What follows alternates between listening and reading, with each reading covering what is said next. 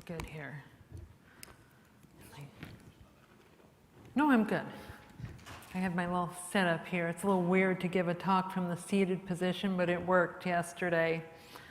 Okay, we're going to talk a little bit about maternal morbidity and mortality, and it will kind of dovetail into some of what we discussed yesterday with hemorrhage, but kind of expanding and broadening from there. I don't have any disclosures to make. This is kind of our roadmap for the presentation. We're going to go through both global as well as the data in this country. We are going to talk a little bit more about this issue of preventability, which we started with a little bit yesterday. And then I do want to spend some time going through anesthesia-related morbidity, mortality. I just realized my problem is I can't see. Can someone move the timer to the side so I can see it, please? Just because otherwise I don't know. I need to see the timer. I just don't stay on time.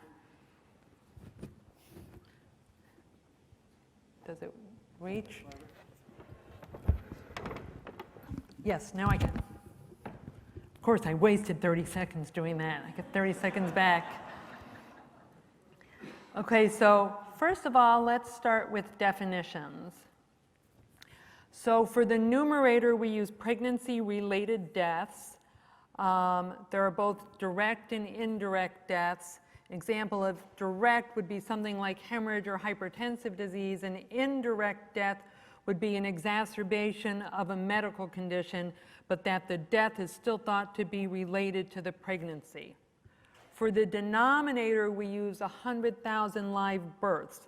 And that's why this is a rate, it's not really a ratio, because not everything in the numerator might be in the denominator and vice versa. In other words, if someone dies and it does not result in a live birth, then that might still be in the numerator, but it wouldn't be in the denominator. Okay, so it's a rate, not a ratio.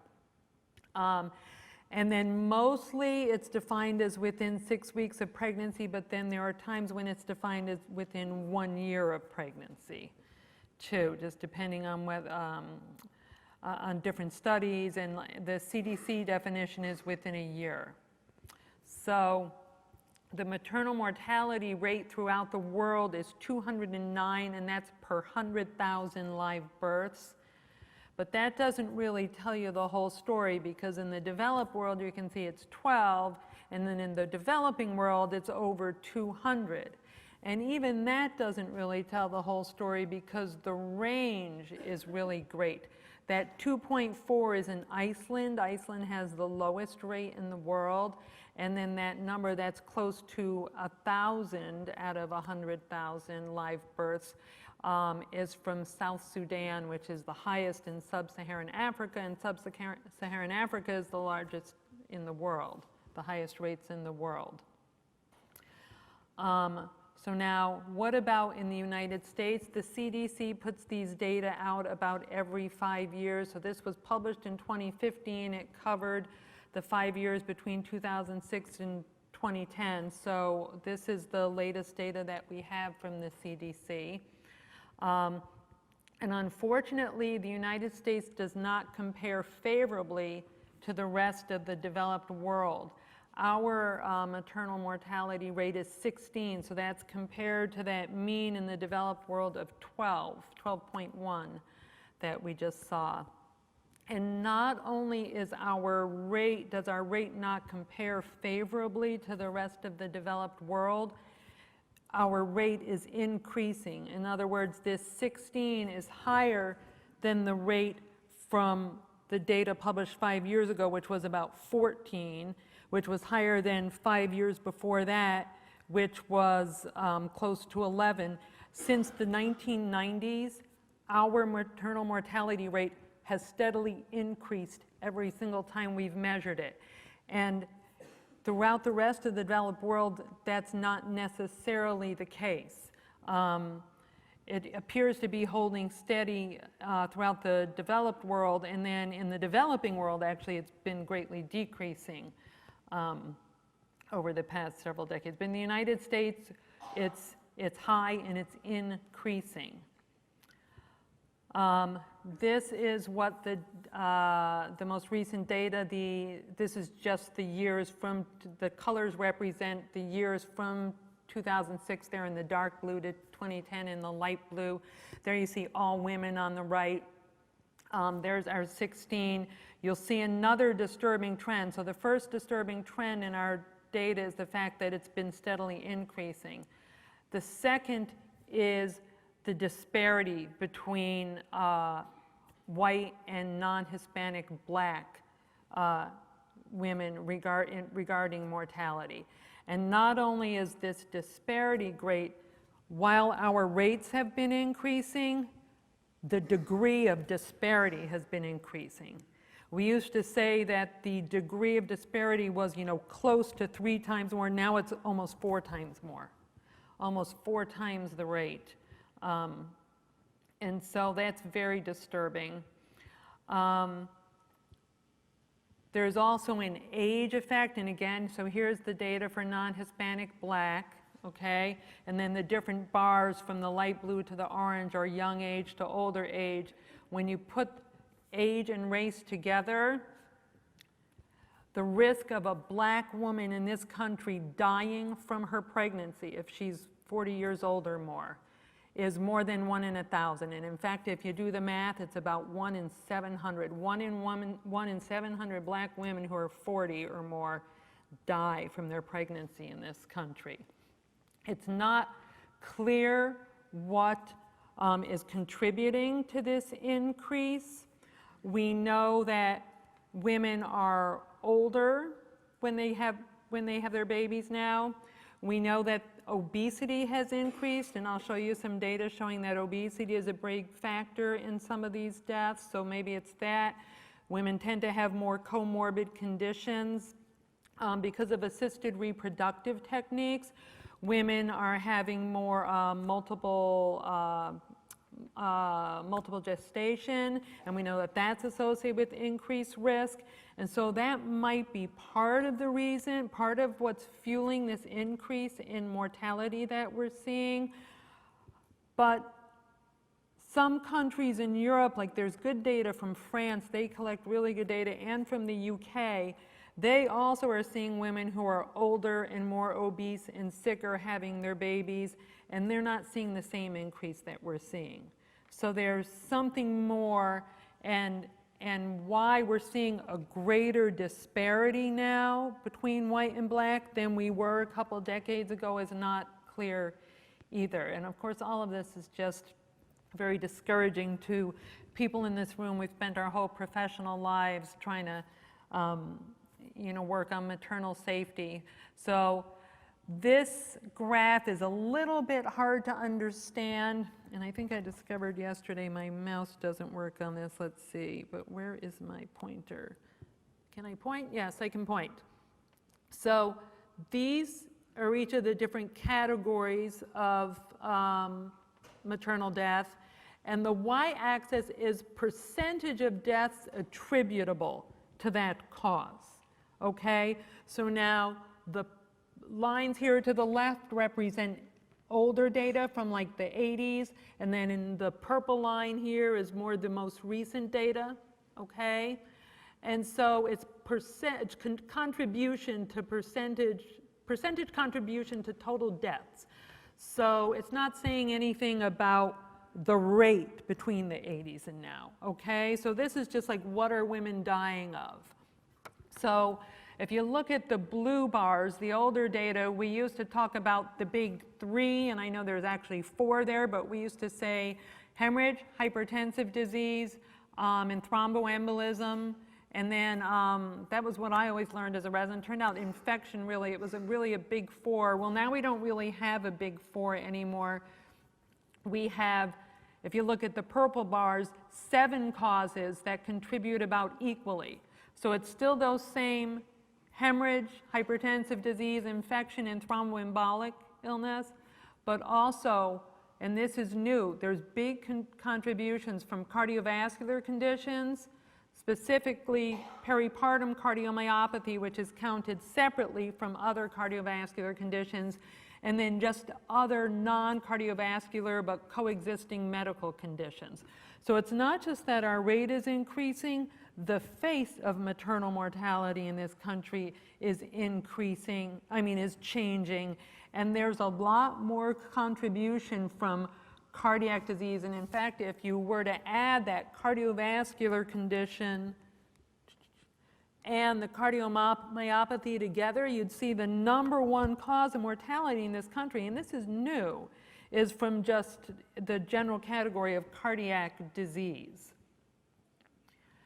There are some smaller contributions from things like amniotic fluid embolism and cerebrovascular accident, most of which we know are actually related to hypertensive disorders of pregnancy. So that really, those two bars should be stacked on top of each other most of the time. Now, these data come from California. So again, these are the common causes of death in California. They're very similar. You can read them across the bottom. They're kind of similar causes to elsewhere in the country. If you look over here, this is just all pregnancy. So this is like the control, and it's looking at percentage of obesity. So in all pregnancies, about 16% of patients are obese. Obesity is overrepresented, especially in these three categories: venous thromboembolism, hemorrhage, and cardiovascular disease. So that, again, the rising rates of obesity in this country may be fueling, at least in part, this increase in mortality that we're seeing. Well, what about morbidity? Morbidity is a little bit harder to measure because it has several different definitions. This study is from the CDC, so it's the CDC definition. It's based on the nationwide inpatient sample, which is just a sample of ICD codes. Okay, so it's not as granular as we might like, but based on ICD codes for things such as prolonged intubation, et cetera, they measured a morbidity rate that was about 100 times higher than the mortality rate. So that for every mortality in this country, there's one case of severe morbidity. Not only did they define that rate, on the top we see delivery hospitalizations, and we see that between 1998 and 99, which is all the way over on the left, and 2008, 2009, which is all the way over on the right, there was this 74.86, so about a 75% increase in the rate of morbidity for delivery hospitalizations. The table on the bottom is for postpartum hospitalization, so people who were readmitted to the hospital in the postpartum period. And again, there was a 114% increase in the rate of severe morbidity during these 10 years.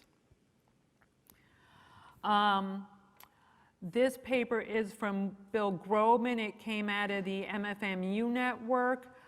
They had a slightly different definition of severe maternal morbidity, and so their rate was about 50 times higher. They used this scoring system that had to do with red cell transfusion, ICU admission, things like intubation, organ failure, et cetera. But their rate was about 50 times higher than mortality, I think because they had a little bit of a more stringent definition. But in their study, half of severe morbidity was due to postpartum hemorrhage. And so now that's what that looks like in our country so far. I want to discuss the issue of preventability. We got into this a little bit yesterday. This is the study that we looked at yesterday. It came from North Carolina using a validated method. They investigated deaths for preventability and then assigned a cause to them. You'll remember this table. Well, overall, 40% of deaths were preventable. And of those 40% of deaths, 54% of them were due to provider-related factors, usually resulting from a delay in care, and 10% were thought to be related to systems factors. And The good news about that is when you have provider-related and system-related factors contributing to deaths, then we may have something to work with, that may be amenable to changes in our systems.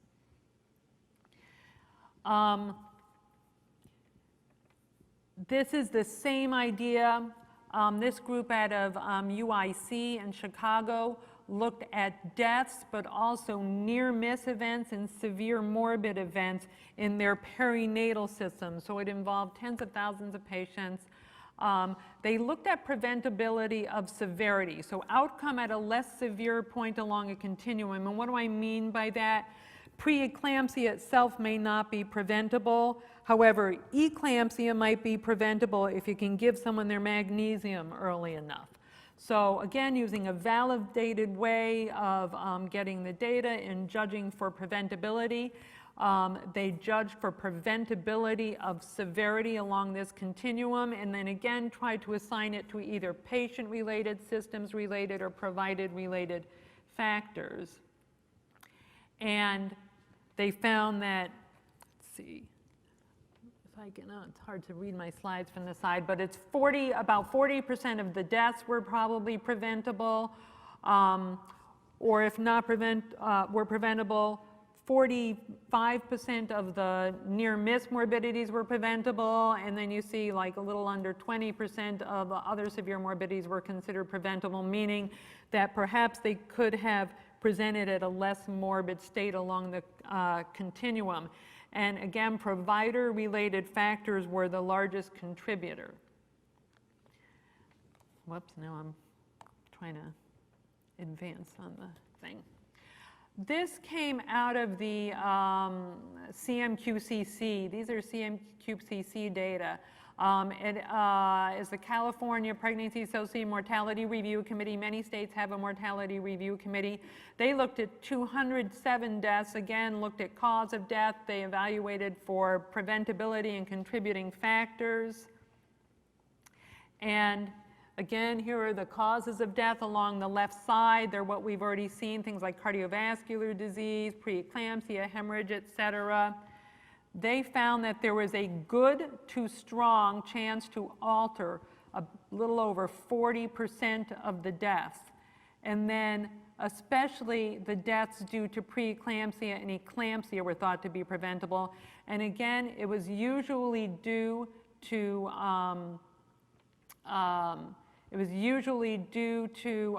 delays getting the blood pressure down that were thought to have contributed to cerebral hemorrhage as a result of uncontrolled hypertension. And then it was also, the other big contributor here was hemorrhage. A large percentage of the hemorrhage deaths were thought to be due to provider-related delays in care. When they tried to tease out the different colors there, the key here is to the right, but you'll see the biggest thing is the light blue and the kind of brick red stripes for all the different categories. Those represent delayed care, or what they called ineffective care, in that contribution to this. And so I think Mark may have shown you a slide similar to this. Again, the red line represents maternal mortality ratios in the United States here. Or I'm sorry, rate, I'm telling you it's not a ratio. In the United States, since the 90s, it's been steadily increasing, which is what it was doing in California too. And then here's where the CMQCC was formed, where birth centers in the state of California were required to have multidisciplinary care and team training and protocolized care. And California is nearly unique in the nation that the rates are dropping instead of increasing. And so I'm just going to give you, I know we went through a lot of this yesterday, so I'm only going to give you 2 slides on it. But again, I'm going to plug the National Partnership of Maternal Safety. The leaders of the CMQCC were the ones who have led these national efforts to foster multidisciplinary collaboration and culture change. Their main work product is the patient safety bundles, which contain recommendations for how to improve care and improve our systems, but it also contains a lot of resources and tools for implementation. You find them here at safehealthcareforeverywoman.org, which is on the Council for Patient Safety and Women's Healthcare website. There's the safety bundles, and then they also have other safety tools and the safety action series and challenges. Because we went through that so much yesterday, that's really all I'm going to say about that, but remember it's safehealthcareforeverywoman.org. And so now we have about 10 minutes or so. I just want to go through anesthesia-related morbidity and mortality. And it's funny, when I go to ACOG meetings and national partnership meetings, all the MFMs are jealous of the anesthesiologists, because while our rates overall have been going up, what you see is, first of all, anesthesia remains a very small contributor to overall maternal mortality. But not only that, you'll notice that all these bars, each one gets smaller all the time, while all these other ones are getting bigger. And so anesthesia, they feel like the anesthesia-related morbidity and mortality, that there's a big, that we're the big success story. Most of the data that we have comes from these two papers by Joy Hawkins, again done in conjunction with the CDC. And it's funny, we don't have great data for this because it's based on death certificates. And so they match birth certificates to a death certificate. So if there's a birth certificate, then they figure, well, there must have been a mother involved. Let's see if there's a death certificate matching that. And that's how they put all this together. So it's not really great data. Probably in the past, 10 years, maybe a little bit longer. I may be misstating that, maybe 15 years. It's been in the past two CDC like bundles that we've gotten, which are every 5 years. So it's probably been it's probably been for about 15 years. There's been a pregnancy checkbox that when someone's filling out a death certificate, they can make a little check if they thought it was related to the pregnancy. But that's a new thing. So we don't have great data on this. But from what we do have, and trying to assume, gee, could this have been related to an anesthetic just by looking at a death certificate? What we see over time is that the rate of death due to general anesthesia has steadily decreased. That's what these numbers, it used to be about 20, now it's about 6. The rate of death due to presumably neuraxial anesthesia has also decreased, although it seems to have kind of reached a plateau and maybe even increased a little bit the last time that it was measured. All of this corresponds to, we used to say that the risk of dying from a general anesthetic versus a neuraxial anesthetic, that you were about 17 times more likely to die if you received a general anesthetic. Whereas now we say we're not so sure. It looks like you're maybe about twice as likely to die, but then if you look at that 95% confidence interval there, you'll see that it crosses 1. And so, you know, statistically, you may be just as likely to die. I've talked to Joy Hawkins about this, and again, the data aren't great, and you have to remember that these aren't randomized or controlled in any way at all. And it's likely that we're now avoiding general anesthetics in a lot of high-risk patients, that we're much more likely to do early epidurals in patients who are morbidly obese, or patients who are having bad tracings and likely to end up in the back, or patients who have terrible airways. And so the general feeling among most experts, such as Dr. Hawkins, is that, you know, there's our push towards neuraxial anesthesia is probably still very well founded, but she also felt like these data were a bit of a pat on the back to anesthesiologists, that we've, you know, managed to decrease the risk of death from general anesthesia, and that we probably avoided doing general anesthesia on the most high-risk patients. The most common cause of death in the general anesthetics in this paper were caused airway issues and aspiration. And really, since most aspiration occurs within the context of a difficult airway, it's probably just all airway issues. The most common cause of death in neuraxial was high block, and also what was called a drug effect, and was probably local anesthetic toxicity. Mode of delivery plays into this because 86% of the deaths occurred during anesthesia for cesarean delivery. In the remaining 14% of deaths, it just wasn't noted. They couldn't tell from the death certificate what type of delivery the patient had. So in other words, there were no deaths that occurred from a known vaginal delivery. This came out of the state of Michigan a few years ago. Jill Meyer and her group looked at all the maternal deaths in Michigan and found 8 that were anesthesia related and 7 where there was an anesthesia contributing factor. And again, there were looking at risk factors. Obesity was a big risk factor. African American race was a big risk factor. And then all of the deaths occurred during either cesarean or some other surgical procedure. And again, there were no anesthesia-related deaths from labor analgesia during vaginal delivery. Interestingly, the deaths from airway obstruction or hypoventilation occurred during emergence and in the recovery period. And it was felt that just standard postoperative monitoring would have prevented 3 of the deaths. For instance, 2 of the patients died in a PACU without a pulse oximeter.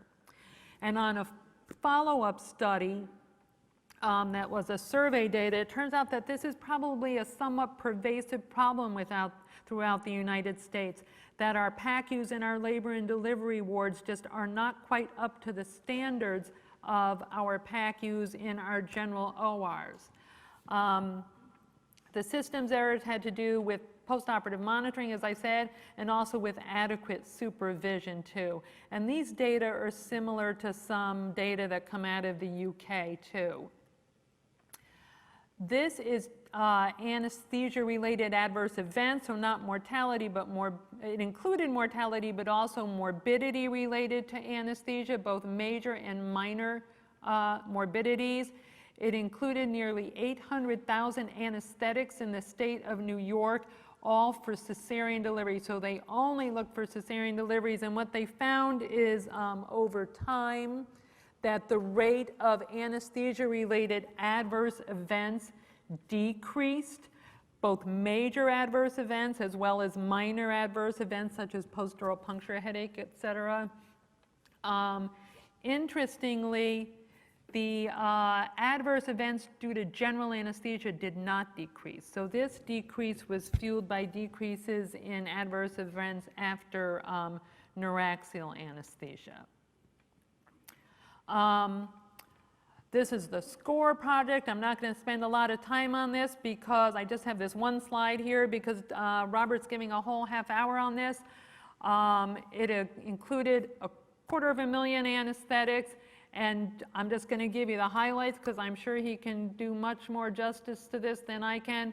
The good news is that there were no deaths and that the overall rate of serious complications is 1 in 3,000 obstetric anesthetics, and I'll let Robert tell you the rest of that.